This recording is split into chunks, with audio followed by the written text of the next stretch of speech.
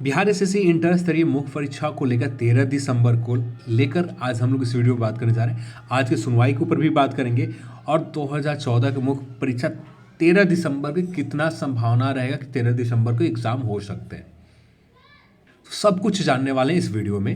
13 दिसंबर के एग्जाम की संभावनाएं के ऊपर सब कुछ जाने। सबसे पहले बात करते हैं हाईकोर्ट में आज क्या हुआ। हाईकोर्ट में एग्जाम लेने के लिए आयोग को पूरी तरह से छूट दे दी है, आप एग्जाम ले सकते हैं। पर जो रिजल्ट होंगे ये हाई कोर्ट के अंतिम निर्णय पर डिपेंड करेगा। जो आखिरी फाइनल वर्डिक्ट आएगा उस वर्डिक्ट पर निर्णय करेगा, वर्डिक्ट के ऊपर निर्णय करेंगे। अभी के लिए सिर्फ इतना ही है कि बिहार एसएससी आयोग इंटर स्तरीय 2014 की मुख्य परीक्षा ले सकती है, चाहे वो 13 दिसंबर हो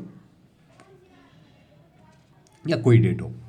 अब बात आती है कि क्या 13 दिसंबर को एग्जाम संभव है। इसको समझने के लिए सबसे पहले एक चीज़ समझना होगा। जैसे कुछ लोगों का कहना है कि बिहार एसएससी किसी भी प्रकार का नोटिस नहीं डाला है एडमिट कार्ड के लिए।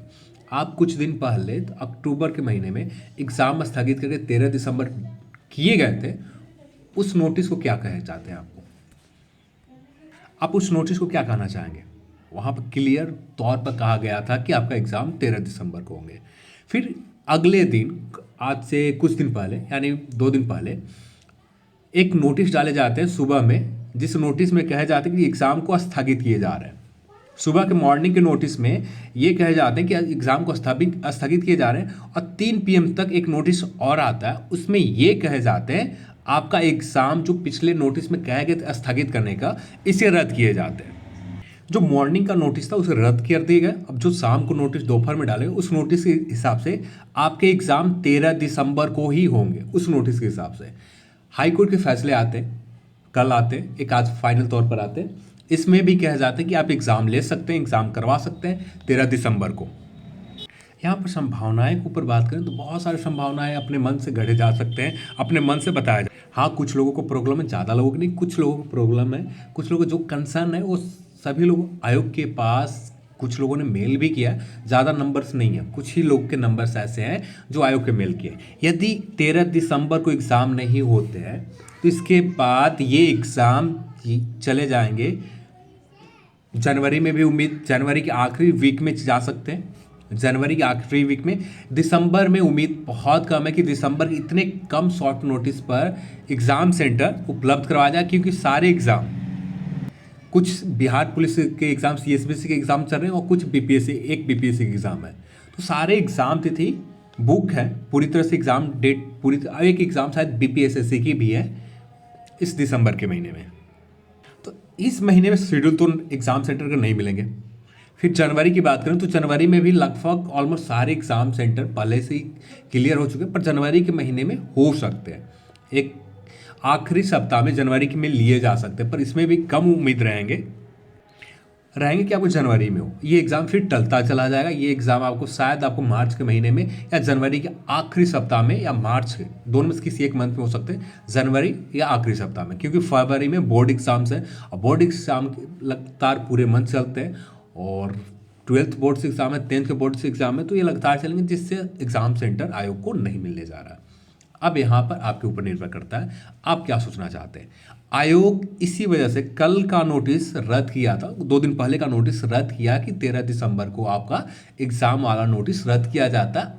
यदि जब रद्द किए गए, वहाँ पर पूरी तरह से क्लियर ये बात कह दी गई कि आपका एग्ज़ाम 13 दिसंबर को हो सकते हैं, जो संभावित है, जो फाइनल नहीं है। संभावित हर जगह लिखे जाते हैं, चाहे BPSC एग्ज़ाम ले लें, हर जगह संभावित कहे जाते हैं कि या किसी रीज़न से उसे टाला जा सकता है। किसी भी नोटिफिकेशन में ले संभावित ही कहा जाता है, वहाँ पर भी संभावित कहे गए। अब बात आती है 13 दिसंबर के एग्ज़ाम हो सकते हैं या नहीं। अब 13 दिसंबर के एग्ज़ाम के ऊपर आयोग के ऊपर निर्भर है कि आयोग क्या करती है। आयोग पिछले नोटिस को रद्द करने के जो सबसे बड़ा रीज़न है, एग्ज़ाम लेने के मकसद से पिछले नोटिस को रद्द किया है। तो आप, मेरे हिसाब से, सभी के हिसाब से तो नहीं कर सकता, मैं अपने हिसाब से कर सकता हूँ कि एग्ज़ाम लेने की प्रबल संभावना है कि आपका एग्ज़ाम 13 दिसंबर को ही हो जाए। यदि 13 दिसंबर को एग्ज़ाम नहीं होते, ये दिसंबर में उम्मीद 0% रहेंगे कि दिसंबर में इनका एग्ज़ाम सेंटर मिल पाएगा। इसके बाद जो संभव हो पाएंगे एग्ज़ाम तिथि को, ये जनवरी के महीने के आखिरी सप्ताह में हो सकते हैं, एग्ज़ाम लिए जा सकते हैं। अब इतने लंबे, अब कितने परसेंटेज चांस है ये भी नहीं बता सकता, कितने परसेंटेज चांसेस है कि 13 दिसंबर को आपका एग्ज़ाम हो। अब सब डिपेंड करता आज का नोटिस जो आयोग डालेगी ऑफिशियल वेबसाइट के ऊपर आज ही मैक्सिमम जो उम्मीद रहेंगे आज ही डाले जाएंगे। 9 तारीख है, फिर 9 के बाद 10। अब वैसे भी आप देखें तो बहुत सारे एग्ज़ाम में 3 से 4 दिन के पहले एडमिट कार्ड डाले जाते हैं। एग्ज़ाम के नोटिस तो पहले ही दिए जा चुके हैं आपको, बस वहाँ पर एक कन्फ्यूज़न आ गया बीच में हाई कोर्ट के निर्णय की वजह से, जो कन्फ्यूज़न आयोग ने भी दूर कर दिया था 7 तारीख को सेकेंड नोटिस डालकर, जिसमें कहा गया कि 13 दिसंबर को जो एग्ज़ाम रद्द करने वाली नोटिस है उसे रद्द किया जाता है। और ये आयोग ने भी वहाँ पर क्लियर कहा था कि 13 दिसंबर का आपका एग्ज़ाम हो सकता है। तो आपको कुछ भी हो सकता है, 13 दिसंबर के एग्ज़ाम हो सकते हैं, आज एडमिट कार्ड आ सकता है या एग्ज़ाम स्थगित का नोटिस आ सकता है। देखते हैं क्या होता है। अभी के लिए सिर्फ इतना ही है, जो आप सभी कन्फ्यूज़न थे उन कन्फ्यूज़न के ऊपर हम लोगों ने बात कर रखा है। तो आप मान कर चल सकते हैं कि 13 दिसंबर का आपका एग्जाम हो सकता है। तो चलिए आज की इस वीडियो में इतना ही। अनअकैडमी पर अपकमिंग जो बैचेज है टारगेट बीपीएससी 10 महीने के इंग्लिश मीडियम में और बीपीएससी प्रीलिम्स और मेंस दोनों एग्जाम को ध्यान में रखकर टॉप एजुकेटर के साथ 17 दिसंबर से जो बैचेज स्टार्ट होंगे 10 महीने चलेंगे, जो 10 सितंबर 2021 तक है।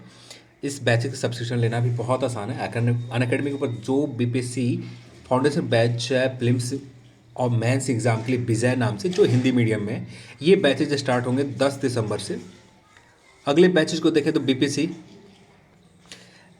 इन बैचेज को सब्सक्रिप्शन लेना भी बहुत आसान है। अनअकैडमी के ऊपर जाने के बाद आपको बीपीएससी सेलेक्ट करना, बीपीएससी सेलेक्ट करने के बाद गेट सब्सक्रिप्शन के ऊपर अब क्लिक करना। इसे क्लिक करने के बाद ये कुछ प्लान से, इन प्लान में से सेलेक्ट करना। डायरेक्ट आपको इन प्लान को फिलअप नहीं करना, सीधे अनअकैडमी 10 कोड रेफरल कोड का यूज़ करना और प्रोसीड टू पे करना, जिससे आपको 10% इंस्टेंट डिस्काउंट मिल जाएंगे, जिसका मैंने डिस्क्रिप्शन बॉक्स में दे रखा है लिंक। और साथ में जो बैचेज है उन बैचेज के भी लिंक डिस्क्रिप्शन बॉक्स में दे रखा है, डायरेक्ट आप जाके वहाँ पर आप विजिट कर सकते हैं। चलिए आज की इस वीडियो में इतना ही। इस वीडियो को देखने के लिए आप सभी को बहुत बहुत धन्यवाद। जय हिंद, जय भारत।